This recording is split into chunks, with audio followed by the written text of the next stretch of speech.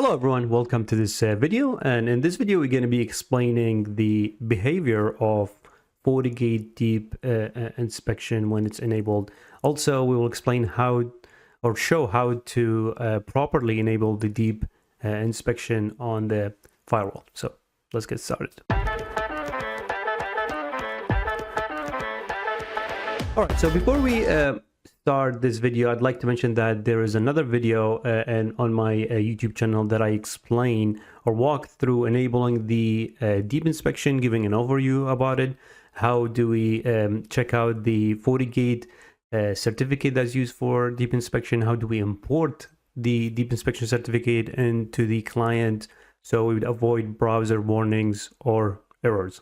But now in this video, I'm going to explain behavior of deep inspection and how to properly make sure we enable it right.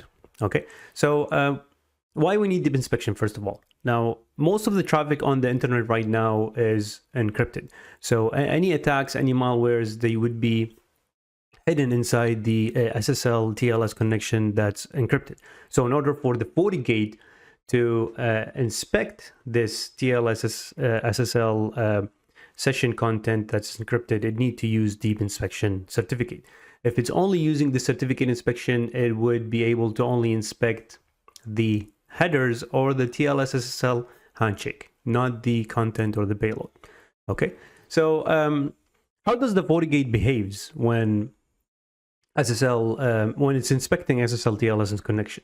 So when the FortiGate, when the client would start SSL TLS connection with the destination, so browser to let's say Google server, FortiGate would intercept this connection, and FortiGate would, so there would be a session established between the client and the FortiGate because the FortiGate intercepted the connection, and there would be another session that FortiGate is going to establish on behalf of the client to the destination, which is the Google server.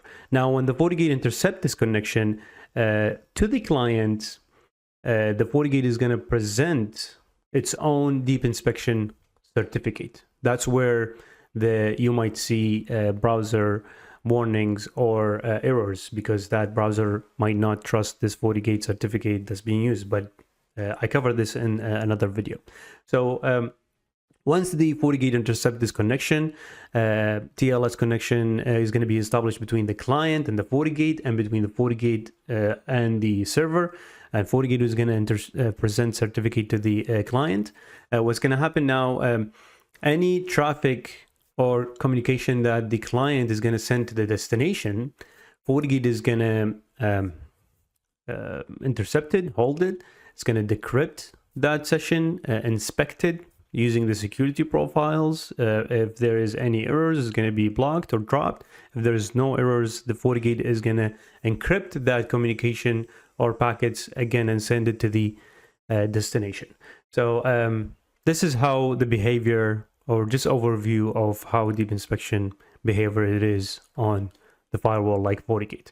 Now, a few things I'd like to show you to make sure that it's enabled properly.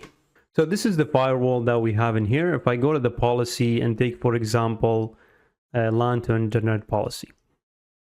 So in order for the deep inspection to work properly or to function, we need to have at least one of the security profiles enabled along with deep inspection or custom deep inspection profile or whatever profile you make. That with the exemption of DNS filter. I believe if you have DNS filter, you would still need any of these security profiles along with it in order to have the deep inspection functioning. So we would enable, for example, web filter, or based on your need. So any of these security profiles need to be enabled, and I believe with the exemption of DNS filter. That's a thing that I wanted to mention. And now do okay. I want to view the SSL TLS or SSL SSH inspection profiles. By default, FortiGate would exempt some destination website from the SSL TLS connection because of restriction with these websites, let's say. or they would not like the SSL TLS deep inspection to be performed with these financial or bank institution or health and wellness destination. So they are exempted by default. Also, there are a list of addresses in here. If you want to exempt any destination from SSL TLS inspection, you could add it in here. Another thing I want to mention, there are some blocked certificates by default. Okay, that FortiGate would block. And also, if you can decide if untrusted SSL certificate is there, you could decide to either allow it, block it, or ignore it.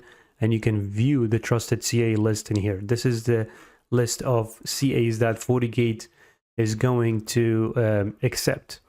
So what is this? This is meaning the destinations as client is going to. There's going to be a trusted CA certificate list that have signed these destination website. Okay, so I believe this is all that I wanted to mention. Again, there's another video that we walk through actually how we enable deep inspection, how we check out the certificate of deep inspection, how to import it to the client, that I have it in the description, and you can refer to it on my YouTube channel. All right, so I hope this video has been informative. Stay tuned for future videos. Thank you.